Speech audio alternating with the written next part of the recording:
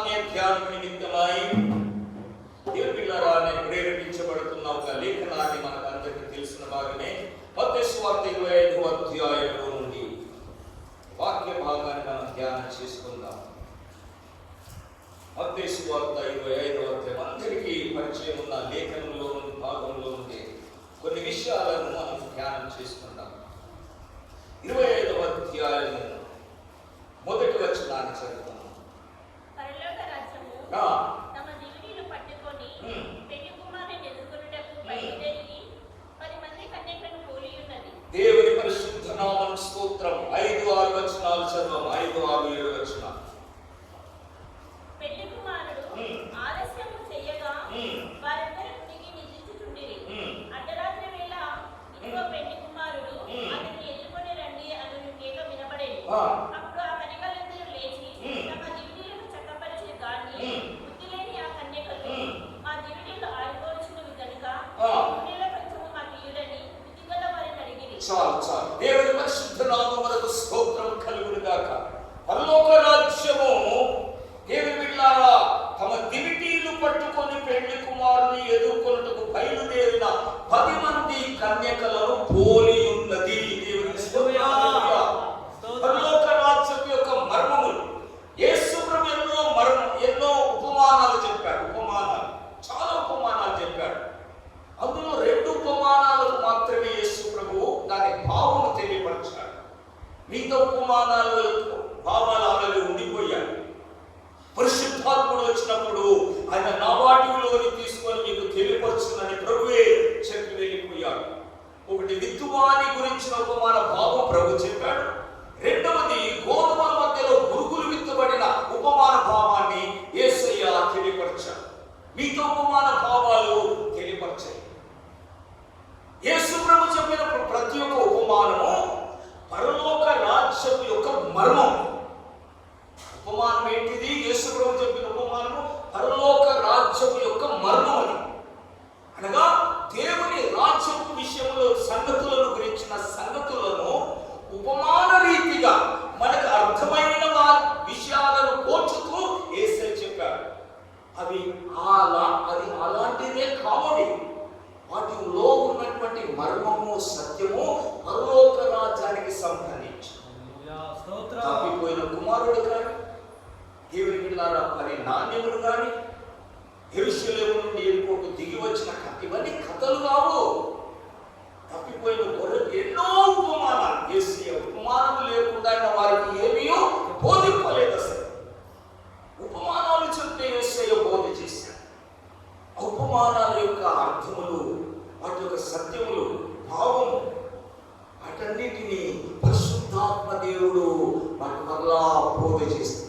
అందులో ఉన్న సత్యాన్ని తెలియపరుస్తుంది. ఇప్పుడు మనం చదివిన 20వ అధ్యాయంలో కూడా యేసయ్య ఒక ఉపమానం చెప్పాడు. పరలోక రాజ్యం దేనితో పోలుస్తున్నాడు? తమ దివిటీలు పట్టుకొని పెళ్లి కుమారుని ఎదుర్కొనుటకు బయలుదేరిన 10 మంది కన్యకలను పోలి ఉన్నది. మంచిగా చూడండి. ఎప్పుడు ఉపమానం చెప్పినా పోలిక అని చెప్తాడు. ఏ ఉపమానాన్ని చూడండి, పోలిక.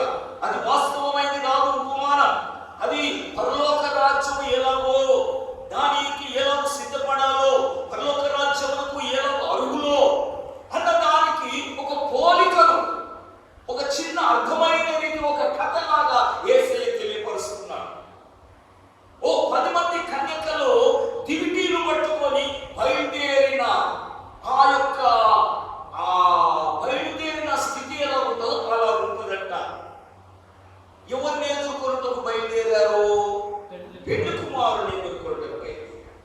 ఎవరు బయలుదేరారు? కన్యకలు బయలుదేరారు. 10 మంది కన్యకలు వేటితో బయలుదేరారు? ఏమి కలిగి బయలుదేరారు? దివిటీలతో బయలుదేరుతున్నారు. దివిటీలతో. ఈ అనుభవాన్ని నేడు ఉన్న క్రైస్తవ 10 మందితో పోల్చబడింది. క్రైస్తవ లోకం, నేడున్న క్రైస్తవ లోకము 10 మందితో పోల్చబడుతున్నది. మన చేతికి 10 వేలు అనగా సంపూర్ణం. 10 సంఖ్య సంపూర్ణం. కనుక క్రైస్తవ యొక్క ఈ గుంపు, క్రైస్తవ లోకము పెళ్లి కుమారుని ఎదుర్కొనేందుకు బయలుదేరుతున్న కన్యకల లాంటి వారు. అనగా పరిశుద్ధులు. కన్యకలు అనగా పరిశుద్ధులు.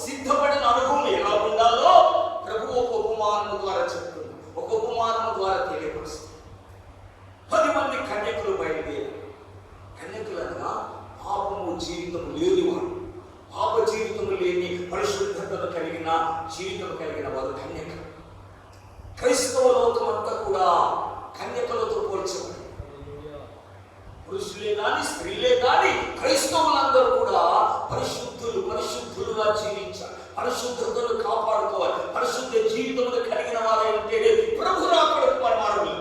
ఇది మొదటి. మన జీవితము పరిశుద్ధమైన జీవితము కలిగి ఉండాలి. యేసు రక్తము ద్వారా కడగబడిన మన జీవితము మన అపవిత్రపరచబడకూడదు. మన అపవిత్ర జీవితంలోకి మనం వెళ్ళకూడదు. మన పరిశుద్ధతను కాపాడుకోవాలి. మరలా పాపము జోలికి వెళ్ళకూడదు. మరలా అపవిత్రత జోలికి వెళ్ళకూడదు. విగ్రహాలను విడిచిపెట్టితే మరలా దాని జోలికి మనం వెళ్ళకూడదు.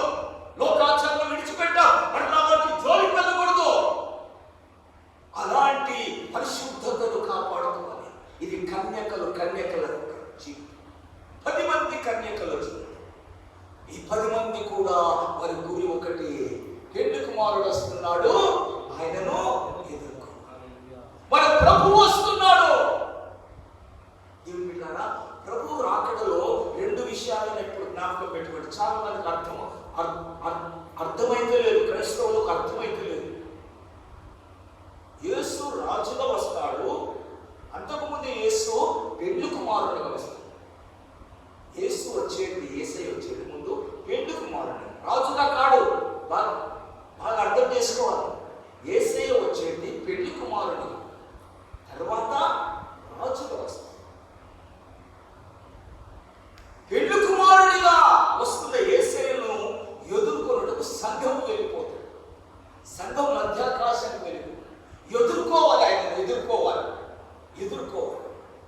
యేసయ్య మధ్యాకాశంలోకి వస్తే సంఘం భూలోకములో నుండి ప్రభుని ఎదుర్కొంటూ మధ్యాకాశంలో మేఘముల మీద కొనుక్కోబడతారు. తెస్సలోనికీ రాసిన పత్రికలో, కొరింథీ రాసిన పత్రికలో పరిశుద్ధాత్మ దేవుడు ఆ విషయాలను తెలియపరిచాడు.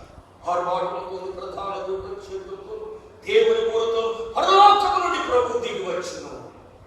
భూలోకము నుండి సజీవులమైన మనము మృతి చెందిన పరిశుద్ధులు మనమందరం మార్పు చెంది మేఘముల మీద మధ్యాకాశములకు మనం కొనుక్కోబడుతున్నాం.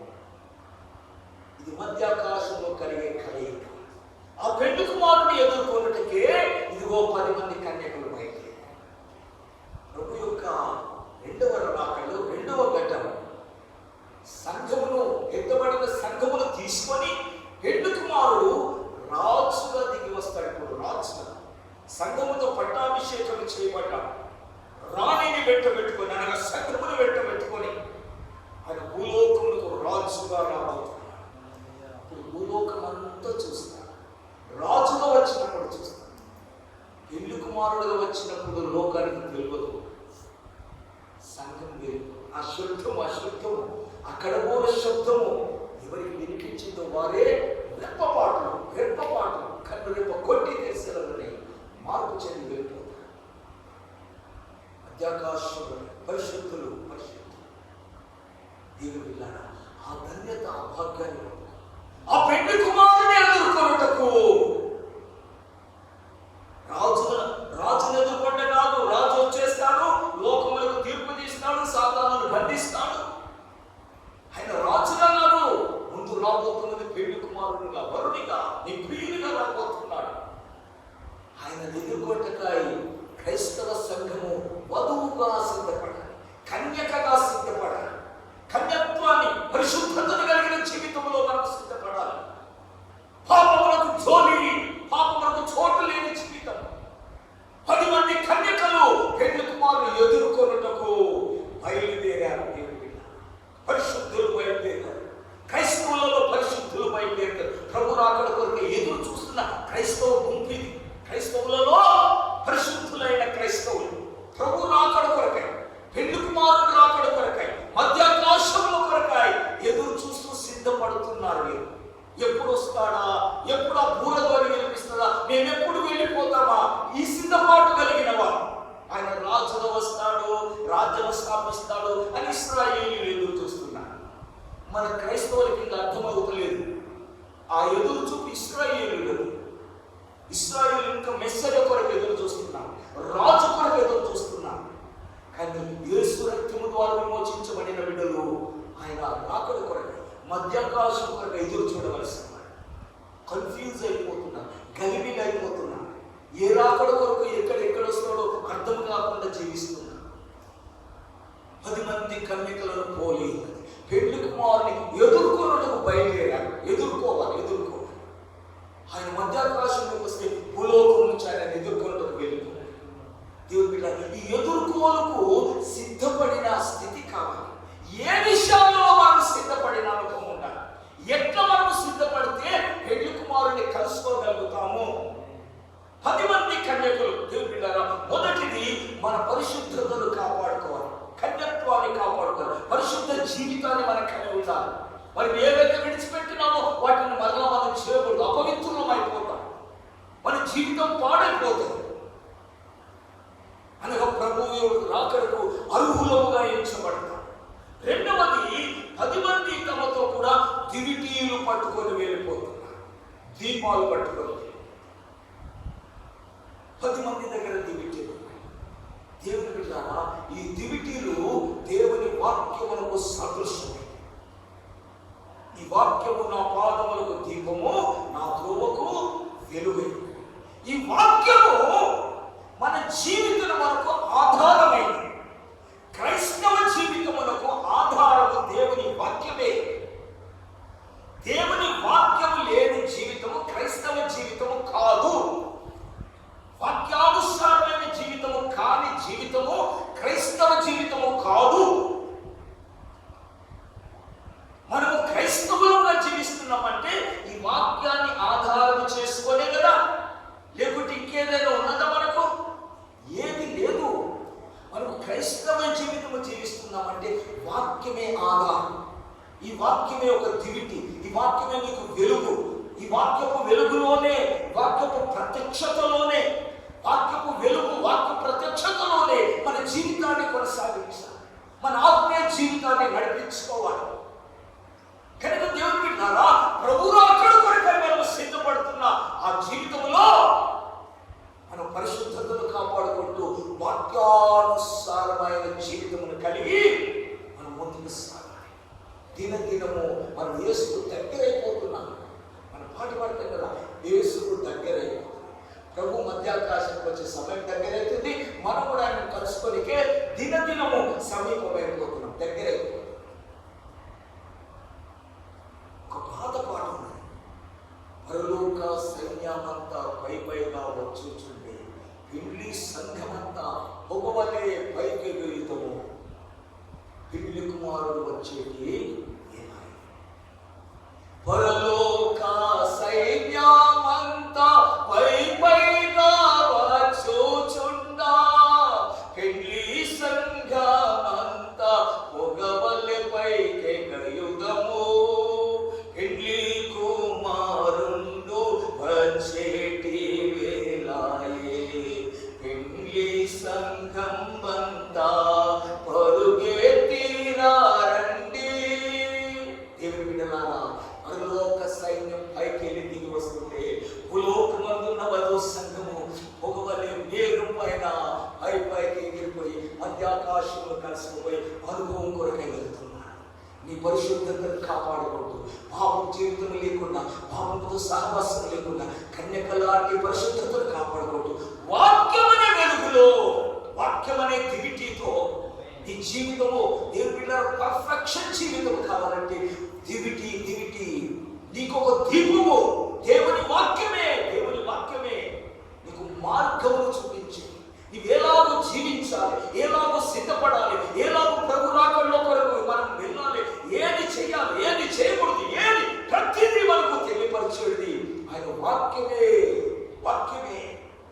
10 మంది దగ్గర దివిటీలు ఉన్నాయి, 10 మంది కన్యకులు 10 మంది దివిటీలు తీసుకున్నారు. 10 మంది కలిసి ఎక్కడికి వెళ్తున్నారు? పెళ్లి కుమారుని ఎదుర్కొంటూ. 10 మంది యొక్క గురి, నిరీక్షణ ఏంటిది? పెళ్లి కుమారుడు వస్తున్నాడు. ఇది నిరీక్షణ. మనకు నిరీక్షణ లేని వారిగా మనం ఉండకూడదు.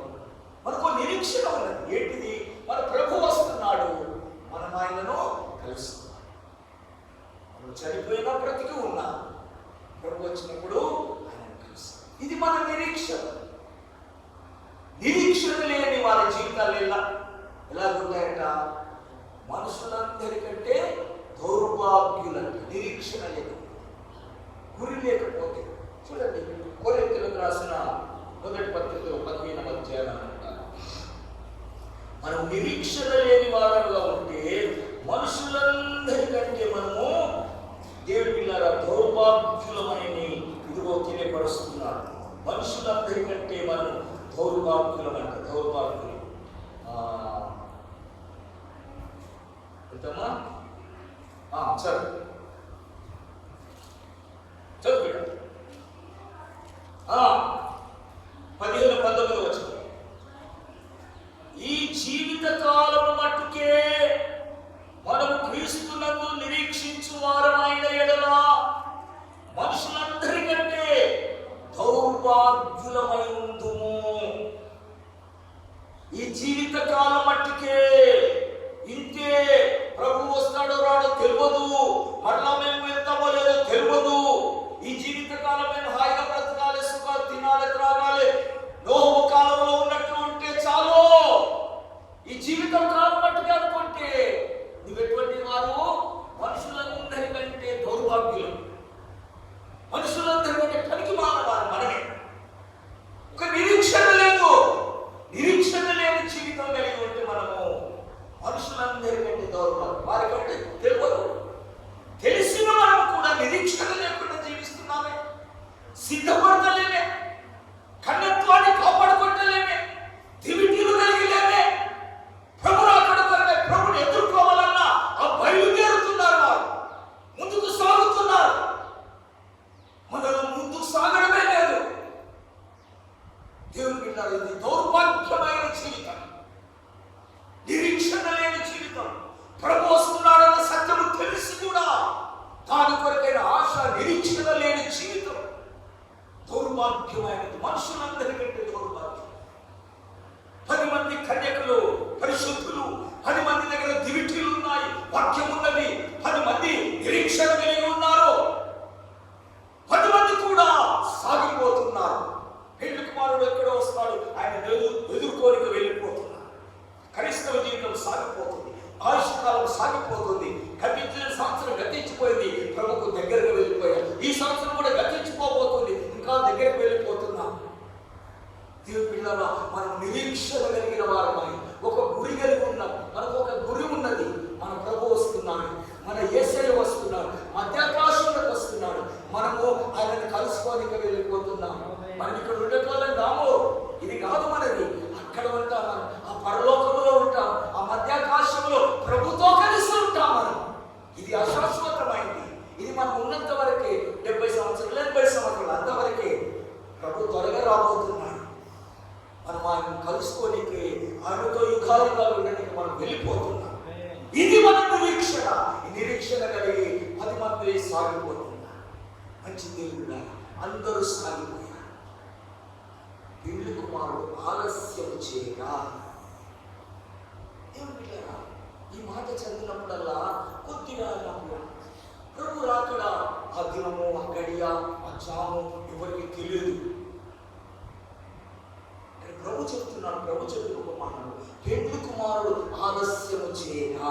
ఆలస్యం చేయగా.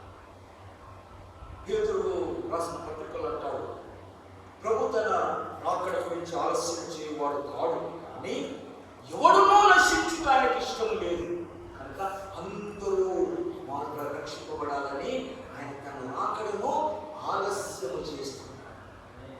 దేవుని పిల్లారా, ప్రభు రాకడ ఈ దినమా దినమని ప్రభుకే తెలియదు. తండ్రి డిసైడ్ చేసిన దినం అయినా దినాన్ని పోస్ట్ పోన్ చేస్తున్నాడు ప్రభు. ఎందుకొరకు? మన కొరకు అవకాశం ఇస్తున్నాడు. పెళ్లి కుమారుడు ఆలస్యం చేయగా 10 మంది కన్యకలు, దివిటీలు కలిగిన వారు, నిరీక్షణ కలిగిన వారు కునికి నిద్రిస్తున్నారు. ఏం చేస్తున్నారు? కునికి నిద్రిస్తున్నారు. ఇది గాఢ నిద్ర కాదయ్యో, కునికి పాటల నిద్ర. ఇట్లా కూర్చుంటారు, మళ్ళీ చేస్తారు, ఇట్లా వచ్చిన పెళ్లి కుమారుడు తక్కువ మళ్ళీ చేసేస్తారు. ఇది గాఢ నిద్రమైన నిద్ర కాదు, కునికి పాటల నిద్ర. కునికి పాటల నిద్ర అనగా కొంత పెళ్లి కుమారుడి పైన ఉంది మనసు, కొంత నిద్రపోదామన్న మనసు.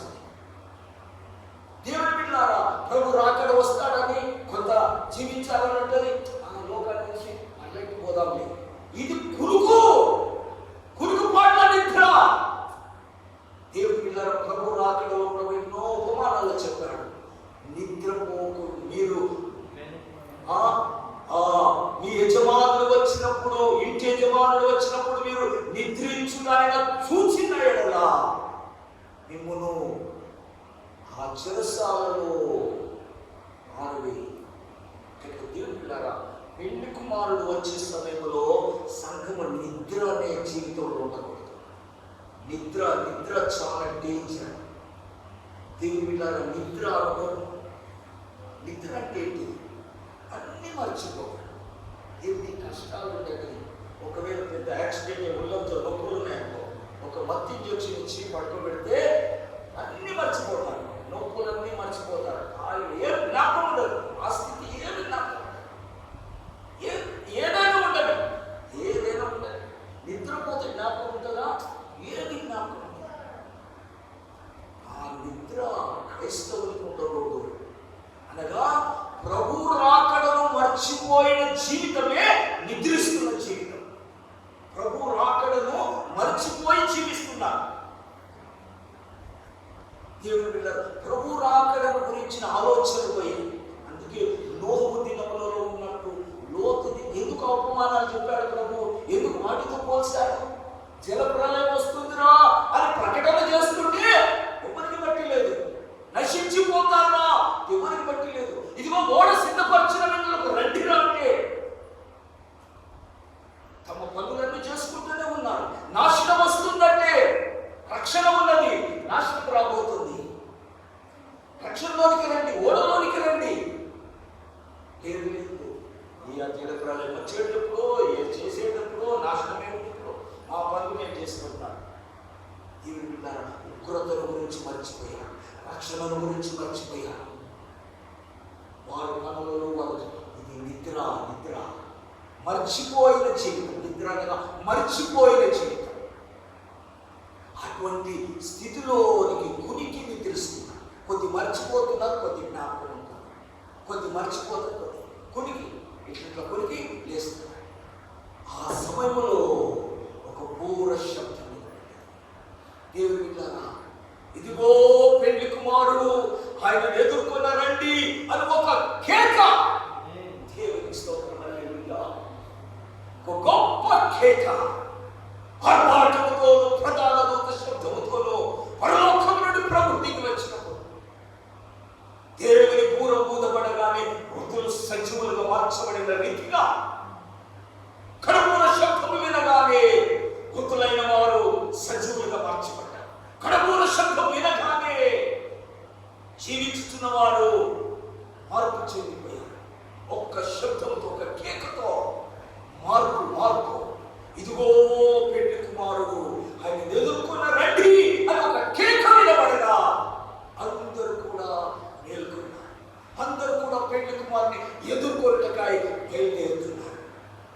ఈ కాలం ఏ కాలం ఇది? అర్ధరాత్రి. చిమ్మ చీకటి కమ్మిన రాత్రి. దేవుని బిడ్డలారా, ప్రభు రాకడ సమయంలో చీకటి కమ్మే జీవితం ఉంటుంది. క్రైస్తవ లోకాన్ని లోకము ఆవరించిన జీవితం ఉంటుంది. క్రైస్తవ లోకాన్ని పాపము ఆవరించిన జీవితం ఉంటుంది.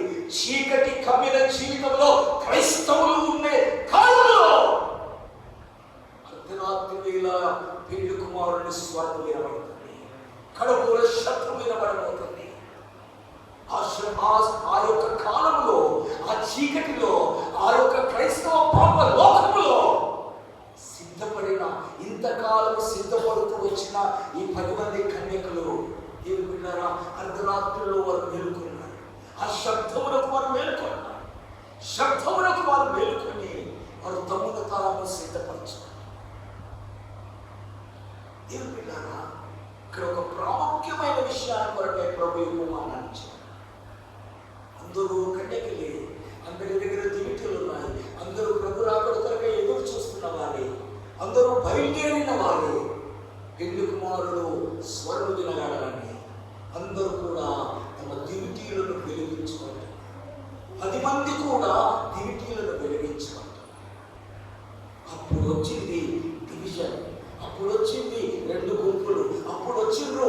అంతవరకు కలిసి ఉన్న క్రైస్తవులు అప్పుడు విడిపోయారు. అంతవరకు ఒకటే బోధతో ఉన్న క్రైస్తవ లోకం రెండు గుంపులు అయిపోయింది, రెండు చీలికలుగా మారిపోయారు.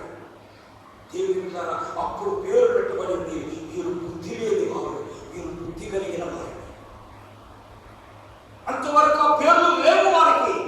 బుద్ధి కలిగిన వారు, బుద్ధి లేని వారని అంతవరకు లేదు ఆ పేరు. ఎప్పుడైతే చీకటిలో, అంధకారంలో, పాపలోకంలో క్రైస్తవ లోకం పడి ఉన్న సమయంలో పెళ్లి కుమారుని స్వరము వినబడుతుండగా సిద్ధపడిన వారు, దేవుని వాక్యము కలిగిన వారు, పరిశుద్ధత కలిగిన వారు, వాక్యం అనే దివిటిని కలిగిన వారు, ప్రభు రాకడకు ఎదురు చూస్తున్న వారు చీకటిలో తమ జీవితాలను వెలిగించుకోవాలి, తమ బ్రతుకులను వెలిగించుకోవాలి, తమ క్రైస్తవ జీవితాన్ని ప్రభు రాకడలో అర్హమైనదిగా చూపెట్టుకోగలగాలి. నీ దగ్గర వాక్యం ఉన్నది, దివిటి ఉన్నది. ఈ వాక్యము ద్వారా నీ జీవితం వెలగాలి, నీ జీవితం ప్రకాశించాలి. ఈ వాక్యమును అనుసరించడం ద్వారా, వాక్యాన్ని పాటించడం ద్వారా మన జీవితంలో మార్పు, మన జీవితంలో ఒక వెలుగు, ఒక ప్రకాశమానం. ఈ వాక్యము లేకుండా మన పరిశుద్ధంగా ఉండగలుగుతాం, మనం లోకానికి ప్రత్యేకంగా మనం ఉండగలుగుతాం. వాక్యానుసారమైన జీవితాన్ని బట్టే కదా. దేవుని బిడ్డలారా, ఈ వాక్యములు కలిగిన అందరి దగ్గర దివిటీలు కలిగి ఉన్నారు. ఇప్పుడు ఈ వాక్యమును దేవుని మన జీవితాన్ని మార్చగలదా లేదా? మన జీవితాన్ని ప్రభు కొరకాయ, నాకడ కొరకాయ తీసుకొని పోగలదని 10 మంది తమ దివిటీలను బయటికి, చీకటి కాదు పరిశుద్ధులు, ప్రభుని ఎదుర్కోవలసిన వారు, దేవుని సంఘములో సిద్ధపడిన వారు తమ క్రైస్తవ జీవితాన్ని ముందుకు తీసుకొచ్చారు. ఆ క్రైస్తవ జీవితం ప్రకాశించాలి, వెలుగాలి. ఈ వెలుగాలంటే ఇక్కడ వచ్చింది అసలు, ఇక్కడ వచ్చింది వ్యత్యాసాలు. అప్పుడు అంటున్నాడు, బుద్ధి లేని బుద్ధి గలవారు, బుద్ధి లేని వారు. 10 మంది దగ్గర కూడా సిద్ధులు ఉన్నాయంట. దివిటిలోతో పాటు సిద్ధులు కూడా ఉన్నాయి కదా. బుడ్డిలు, నూనె బుడ్డిలు, దీపాలు ఉన్నాయి. దీపాలకు కావలసిన నూనెను ఒక బుడ్డిలో వేసుకోవాలి కదా. 10 మంది దగ్గర బుడ్డిలు ఉన్నాయంట. ఇప్పుడు కానీ 10 మందిలో 5 మంది మాత్రమే నూనెను బుడ్డిలలో సిద్ధపరచుకొని బయలుదేరారు. గమనించు, 10 మంది మాత్రమే, 10 మందిలో 5 మంది మాత్రమే తమ దగ్గర ఉన్న బుడ్డిలలో, సిద్ధులలో నూనెను సిద్ధపరచుకొని బయలుదేరారు. అనగా నీ బయలుదేరుడు, నీ ప్రభు రాకడ కొరకు ఎదురు చూచుడు, ప్రభు ఎదుర్కొండకై బయలుదేరుడు, నూనె లేని బయలుదేరుడు, నూనె లేకుండా నీవు ప్రభు రాకడ కొరకై నేను వెళ్ళి పెళ్లి కుమారుని కలుసుకుంటా అంటే అక్కడ వస్తుంది. అప్పుడు అంతవరకు అర్థం కాలేదు. మిగతా 5 మంది తమ దగ్గర ఉన్న బుడ్డీలలో నూనెను సిద్ధపరచుకోకుండా, సంపాదించుకోకుండా వీరు కూడా బయలుదేరారు.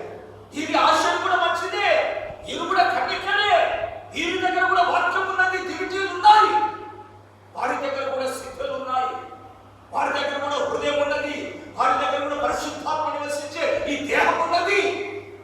కానీ దేహంలో కొందరేమో పరిశుద్ధాత్మని నూనెను కలిగిన బిడ్డలాయి ప్రభు రాకడ కొరకై తిరిగిపోయారు, సిద్ధపడిపోయారు. మిగతా కొందరు తమ జీవితాల్లో పరిశుద్ధాత్ముడు లేకుండా పెళ్లి కుమారుని కొరకై బయలుదేరారు. ఆ శబ్దము వింటే కానీ అర్థము కాలేదు. మా దివిటీలు ఆరిపోవచ్చు. ఆ మాట ఒకసారి చదువుకొని మనం ముగించుకుందాం. దేవుని నామమున 8వ వచనం. బుద్ధి లేని ఆ కన్యకలో మా దివిటీలు ఆరిపోతున్నవి గనుక మీ నూనెలో కొంచెం మాకివ్వడని బుద్ధి గల వారిని అడిగిరి. చాలు దేవుని బిడ్డలారా, చూడండి. బుద్ధి లేని ఆ కన్యకలు ఎందుకు వచ్చింది వీరికి పేరు? అసలు అంతవరకు లేని ఆ పేరు ఇప్పుడు వచ్చేసింది. బుద్ధి లేని కన్యకలే, దివిటీలు కలిగిన వారే, పెళ్లి కుమారుడు కొరకు సిద్ధపడిన వారే.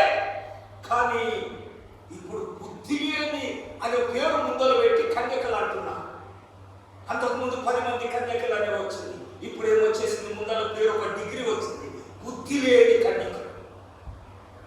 దేవుని బిడ్డలారా, మంచిగా అనిపోయింది కదా మాట. బుద్ధి ద్వారా నీకంటేనే కొంచెం ఫీల్ అవుతావు. ప్రభుని ఎదుర్కొంటూ బయలుదేరిన క్రైస్తవులు అన్ని విషయాల్లో పర్ఫెక్ట్గా ఉన్నారు. అన్ని విషయాలు పర్ఫెక్టే. ఒక్క విషయంలోనే ఒక్క విషయం, దివిటీలు ఉన్నాయి, సిద్ధలు కూడా ఉన్నాయి, కానీ అందులో నూనెను సిద్ధపరచుకోకుండా బయలుదేరా. నీ బయలుదేరేటప్పుడే నువ్వు ఆలోచన చేయాలి. పెళ్లి కుమారుని కలుసుకోవాలంటే నూనెను సిద్ధపరచుకొని బయలుదేరా. నూనెతోనే నువ్వు బయలుదేరా. నూనె కలిగిన జీవితంతో బయలుదేరా. పరిశుద్ధత ఉంది, మంచిది. వాక్యం ఉన్నది, మంచిది. ప్రభుకు రాకడ కొరకైన నిరీక్షణ ఉన్నది, మంచిది. నీ జీవితంలో వెలిగించగలిగేది, నీ జీవితంలో పరిశుద్ధతను వెలిగించగలిగేది నూనెను సంపాదించుకోవాల్సింది. నూనె లేకుండా ప్రయాణం చేస్తున్నాను, పరిశుద్ధాత్ముడు లేకుండా కొనసాగిపోతున్నాను, ప్రభుని ఎదుర్కొంటకై వెళ్తున్నాను. దేవుని బిడ్డలారా, మా దివిటీలు ఆరిపోవచ్చున్నది. మా దివిటీలు ఆరిపోవచ్చు. మీ నూనెలో కొంచెం మాకు ఇవ్వడని నూనె కలిగిన వారిని, బుద్ధి కలిగిన వారిని, నూనెను కలిగిన వారు, బుద్ధి కలిగిన వారు, నూనెను సంపాదించుకోవాలన్న ఆలోచనలోకి వస్తున్నారు. దేవుని బిడ్డలారా, మనం ఇంకా నూనెను సంపాదించుకోలేదా? నూనె అవసరతను తెలుసుకో, నూనె ఇంపార్టెన్స్ తెలుసుకో, పరిశుద్ధాత్మని అవసరతను తెలుసుకో, పరిశుద్ధాత్మని ఇంపార్టెన్స్ గుర్తెరుగో. పరిశుద్ధాత్మ యొక్క సహాయం లేకుండా మనం ప్రభువును కలుసుకోలేము, ప్రభువును మనం చేరలేము. మధ్య ఆకాశంలోనికి మనం వెళ్ళిపోలేము, పెళ్లి కుమారుని మనం తెలుసుకోలేము. దేవుడా, ప్రభు ఎందుకు ఈ కుమారుని చెప్పాడు ఆ కాలంలో? దీని అవసరతను గుర్తు. అన్ని విషయాలలో సమానులమే, కానీ నూనెను కలిగిన జీవితంలో, పరిశుద్ధాత్మ కలిగిన జీవితంలోనే వ్యత్యాసం అయిపోయారు. రెండు గుంపులు అయిపోయారు. ఒకరు విడిచిపెట్టబడిన గుంపుగా అయిపోయారు, ఒకరు వెళ్ళిపోయిన గుంపుగా, పెళ్లి కుమారుని కలుసుకున్న గుంపుగా వెళ్ళిపోయారు. ఒకరు పెళ్లి కుమారుని కలుసుకోలేక విడిచిపెట్టారు. ఆ బుద్ధి లేని కన్నా, నూనెను సంపాదించుకోలేని కన్నా, నూనెను కలిగిన బిడ్డలతో వచ్చి, అమ్మా మీ నూనెలో కొంచెం మాకు దేవుని బిడ్డ ఒక సత్యాన్ని గుర్తుపెట్టుకో. పరిశుద్ధాత్మ దేవుడి లక్ష్యం, పరిశుద్ధాత్మ దేవుడి గురించి చాలా మంది అభిప్రాయాలు, చాలా మంది క్రైస్తవులు తండ్రి దేవుడు గొప్ప, తర్వాత కుమారుడు కొంచెం, తర్వాత పరిశుద్ధాత్ముడు, ఇలా స్టేజీలు పెడుతుంటాయి. ఏవి స్టేజీలు ఉండవు. తండ్రి కుమారుడు పరిశుద్ధాత్ముడు సమానులే, అందరూ ఒకటే, అందరూ కలిసి ఉన్నవారే. ఎవరితో ఒకరిని మనం ఎక్కువ తక్కువ చేయడానికి వీలు లేదు.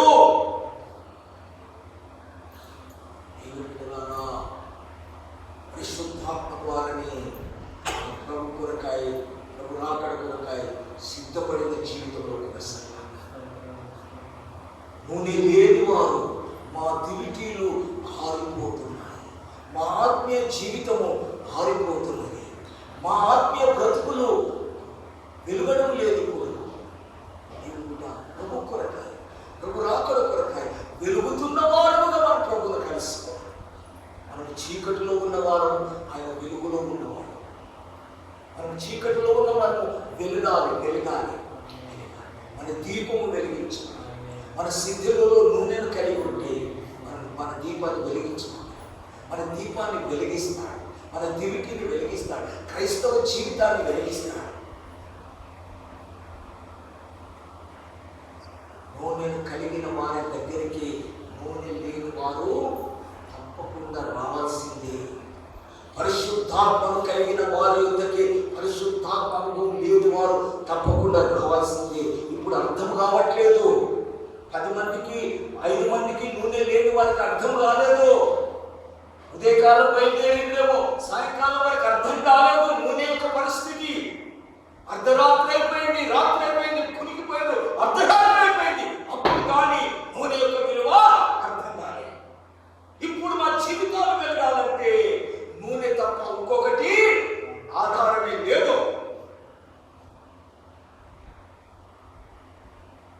అమ్మా మీ నూనె మాకే, మేము మీ నూనె మాకివ్వండి. మా దివిటీలు కూడా వెలగాలంటే మీ దగ్గర ఉన్న నూనె మాకివ్వండి. కొంచెం ఇవ్వండి, కొంచెం సరిపోదు. నాది నీకు ఇవ్వడానికి వీలు లేదు.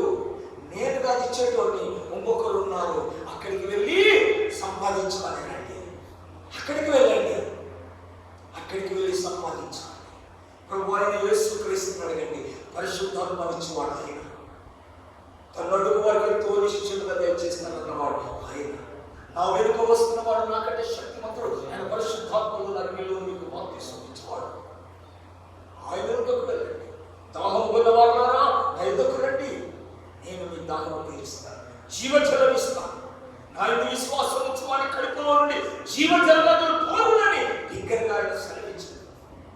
తను అడుగు వారికి ఎంతో నిశ్చయంగా పరిశుద్ధాత్మను దయచేస్తాను. ఈ నూనె నువ్వు సంపాదించుకున్నావా? నూనె లేకుండానే ప్రయాణం చేసుకుపోతున్నావా? ప్రభుని కలుసుకుందామని వెళ్తున్నావా? దేవుని బిడ్డ అక్కడ ఆగిపోతా, అక్కడ వెనుకకి పనిచేస్తా, అక్కడ వెనుకకి నెట్టివేయబడతా. మీరెవరో నేను ఎరగను పో అని వెలుగొట్టబడితే ఎంతటి దుఃఖము, ఎంతటి బాధ. ఇంతకాలం ప్రయాణం చేసామే, ఇన్ని సంవత్సరాలు క్రైస్తవ జీవితం జీవించామే, ఇన్ని సంవత్సరాలు కన్యకలో ఉంటినే, ఇన్ని సంవత్సరాలు దివిటి కలిగి ఉంటినే, ఇన్ని సంవత్సరాలు నిరీక్షణతో పెళ్లి కుమారుడు కలుసుకోవాలని నిరీక్షణతోనే ఉంటినే. ఇప్పుడు చివరికి పెళ్లి కుమారుడు వచ్చినప్పుడు నేను కలుసుకోలేదు. ఆలస్యం సంపాదించుకోవడంలో ఆలస్యం.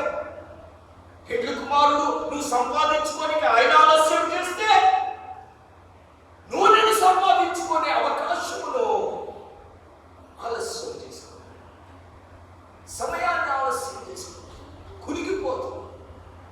దేవుడా ఇది కునికే సమయం కాదు. పెళ్లి కుమారుడు ఆలస్యం చేసింది నీకు ఒక అవకాశం, నీకు సిద్ధపడడానికి ఒక అవకాశం. ఇది సంపాదించుకోనికి అవకాశం ఇస్తున్నాడు. ఎవడు నువ్వు నశించడానికి ఇష్టం లేదు, ఎవడు విడిచిపెట్టబడడానికి ఇష్టం లేదు. దేవుడిలారా సిద్ధపడిన వారు పెండు కుమారుడితో పాటు వెళ్ళిపోయింది. 10వ వచనం ఒకసారి చదివి వారు కొనబోచుండగా పెండ్లి కుమారుడు వచ్చెను. అప్పుడు సిద్ధపడి ఉన్నవారు అతనితో కూడా పెండ్లి విందులోకి లోపలికి పోయి సిద్ధపడిన వారు. ఏంటిది సిద్ధపాటు? కన్యకలో ఉంటే సిద్ధపాటే, దివిటి కలిగి ఉంటే సిద్ధపాటే, నిరీక్షణ ప్రభు రాకడ గురించిన నిరీక్షణ సిద్ధపాటే. సిద్ధులు కలిగి ఉన్నారు, కానీ అందులో నూనె లేని ఒక్కటి ఒక మైనస్ పాయింట్. ఇది కలిగిన వారు సిద్ధపడిన వారు, సిద్ధపడిన వారు పెళ్లి కుమారుడిని కలుసుకొని మధ్యాకాశం.